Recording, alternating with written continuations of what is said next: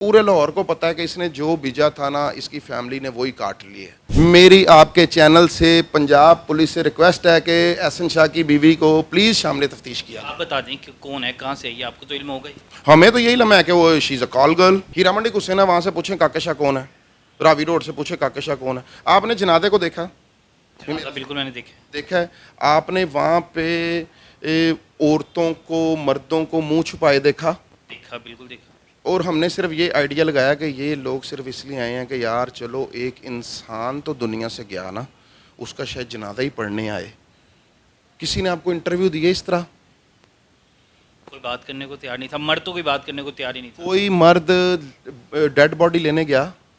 कोई भी नहीं गया। क्या हम लोगों ने वहाँ पे ताले लगाए हुए थे डेड हाउस पे, या हम लोगों ने इन पे कोई पाबंदी लगाई हुई थी, या पूरे लाहौर शहर को हमने मना किया हुआ था कि भाई इसका जनाजा ना पढ़ो?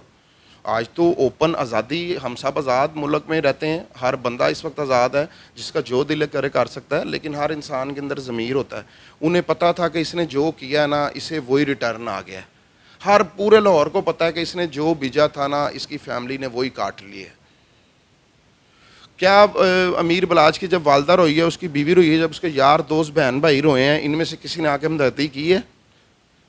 इनमें से कोई भी नहीं किया। मैंने सुना रब्ता तक नहीं किया, फ़ोन तक नहीं किया है। एहसन शाह नेक्स्ट डे जब आया तो जब सारे हम ख़त्म वगैरह से फ्री हुए, इसे गनमैन ने रोका है, तो मैंने इसे कॉल की, ये नाराज़ हो गया।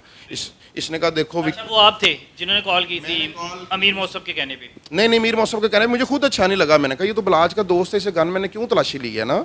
तो मैंने उसे कॉल की तो मुझे कहता नहीं विक्की भाई आज अच्छा नहीं होया। मैं कौन सी, मैं कहा यार तू मीर मौसम सी ਉਹਦੇ ਲਈ ਤੇ ਮੈਨੂੰ ਗਨਮੈਨਾਂ ਦੀ औकात है, मैं रोकणगे। मैं कहा यार मैं तेरे को माफ़ी मंगना, इस टाइम ਉਹਦਾ नवा मर्डर है, तू अड्डे ते आ, अच्छी बात नहीं।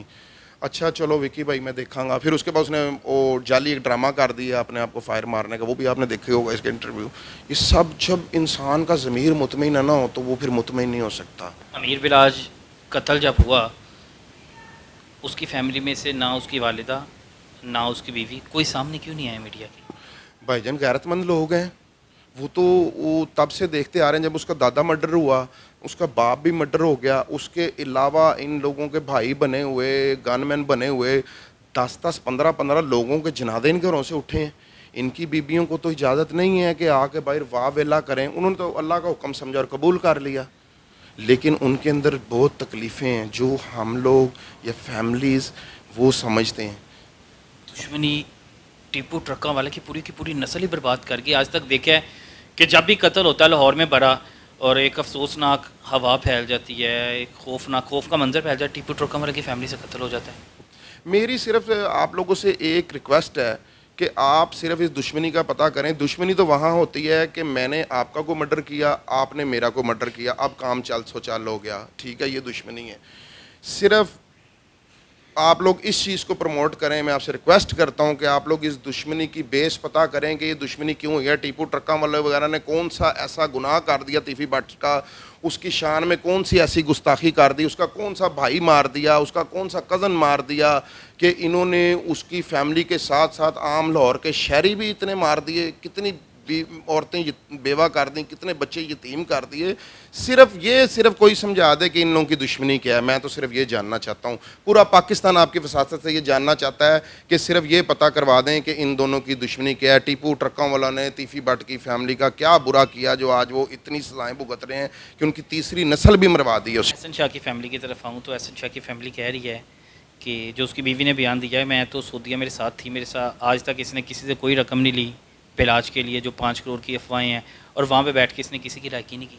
मेरी पंजाब पुलिस से रिक्वेस्ट है कि इसकी बीवी को शामिल तफ्तीश करें, उसको शामिल तफ्तीश करें। उसका वो कहाँ से आई है, कैसे आई है, कैसे उसकी शादी हुई है, वो कौन है और मक्के मदीने में उसका क्या किरदार था। मेरी आपके चैनल से पंजाब पुलिस से रिक्वेस्ट है कि एहसन शाह की बीवी को प्लीज़ शामिल तफ्तीश किया। आप बता दें कि कौन है, कहाँ से है, ये आपको तो इल्म होगा ही। हमें तो यही लम्हा है कि वो she is a call girl. हमें तो यही लम्हा है कि इसकी शादी भी बलाज ने खुद खुशी कराई, इसके घर वाले मानते नहीं थे। कॉल गर्ल होती तो बिलाज खुशी से शादी करवाता। वो क्योंकि उसके दोस्त की, उसके भाई की ज़िद थी, वो अपनी ज़िद पूरी करना चाहता था, उसकी फैमिली नहीं मानती थी।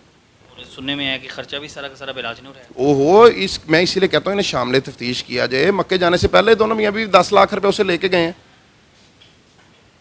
कि हमारे पे पैसे नहीं, हमने उम्रे पे जाना है। इनके बाप ने उम्र करवाए इन्हें, पूछें तो सही। 3 आईफोन, फॉर्चूनर आगे पीछे डाले, सिक्योरिटी गार्ड, अगर ये इतना तगड़ा नहीं था तो कहाँ से आते थे?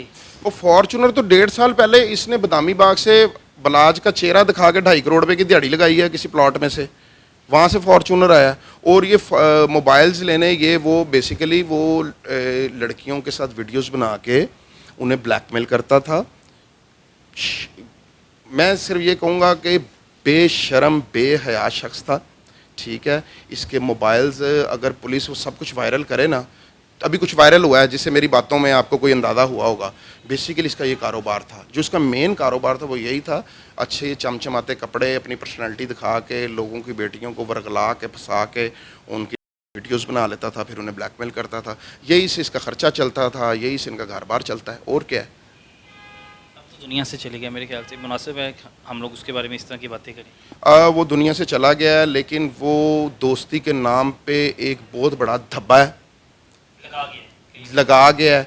कई दोस्तों को दोस्तों से एतबार ख़त्म करा गया है, कई दोस्तों की आपस में दोस्तियां ख़त्म करा गया है। वो एक ऐसा किरदार हुआ है कि मैं आपके मीडिया पे कहता हूँ, मैं भी इंसान हूँ, दर्द रखता हूँ, लेकिन मैं ये कहूँगा कि अभी भी ये कम सज़ा थी उसकी।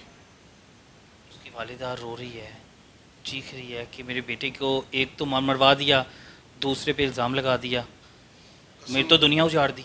कसम खुदा की, बलाज की वालदा बहुत रोई, उसकी बीवी बहुत रोई, उसके बच्चे बहुत रोए, उसके भाई बहुत रोए, उसके हम जैसे वेल विशर यार दोस्त बहुत रोए, उसके लिए वो लोग रोए जो उसे जानते भी नहीं हैं।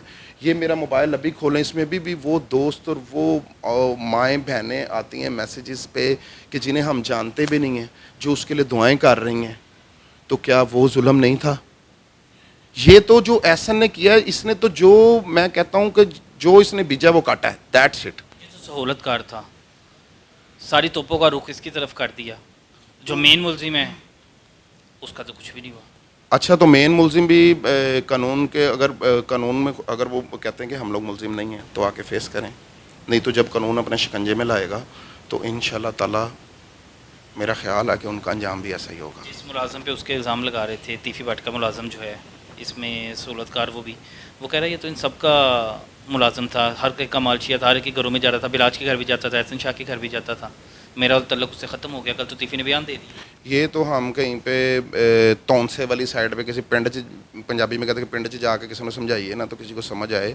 सारी तस्वीरें, इन लोगों की घरों की शादियाँ, इनकी फैमिलीज़ के अंदर उसकी इन आउट सब ने देखी है, सोशल मीडिया पे हैं। वो किसका मालिश था, कहाँ कहाँ किसे कैसे कैसे मालिश करता था, कैसे वो यूज़ हुआ, तो वो तो सबको पता है, इसमें तो दोहराया है ही कोई नहीं।